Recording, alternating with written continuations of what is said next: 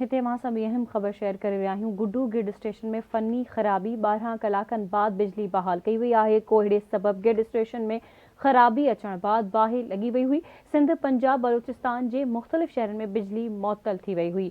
Breaking news अवां सां share करे रहिया आहियूं। गुड्डू गिड स्टेशन में फनी ख़राबी 12 कलाकनि बाद बिजली बहाल कई वई। कोहीड़े सबब गिड स्टेशन में ख़राबी अचण बाद बाहि लॻी वई हुई। सिंध पंजाब बलोचिस्तान जे मुख़्तलिफ़ शहरनि में बिजली मुअत्तल थी वई हुई। ब्रेकिंग न्यूज़ अवां सां शेयर करे रहिया आहियूं। गुड्डू गिड स्टेशन में फनी ख़राबी 12 कलाकनि बाद बिजली बहाल कई वई आहे।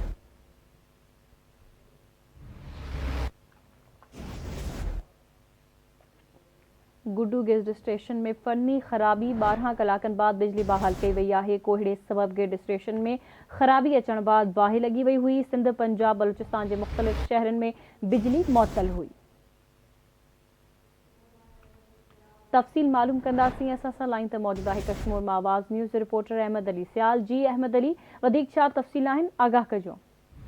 हाँ जी बिल्कुल, मूंखे ॿुधाईंदो हलां त केतिरी राति जेको आहे कहिड़ी सबब जेको आहे बिजली गुड्डू स्टेशन में फनी ख़राबी थियण जेको आहे बाहि लॻी वई।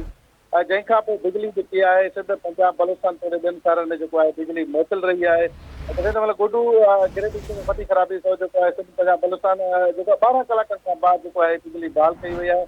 जंहिंखां पोइ बिजली बहाल करण खां बाद जेको आहे शहरनि में जेको आहे कारोबार बरक़रार रहियो आहे ऐं कहिड़ी ऐं जेको आहे घंटनि ते इज़ाफ़ो आहे। जॾहिं त असां इंतज़ामिया सां ॻाल्हि ॿोल कईसीं, हुन इहो चयो त बिजली जी फनी ख़राबी सबबु अञा ताईं कमु थोरो घणो हली रहियो आहे। जेको हिन टाइम असां शिकारपुर खां बैकअप में बिजली वठी जेकी आहे मुख़्तलिफ़ शहरनि जी बिजली पार कई आहे ऐं जल्द गुड्डू गिड स्टेशन वारी जेकी बिजली आहे उहा बि आवाम ताईं पंहिंजी यकीन बढ़ाई वेंदी।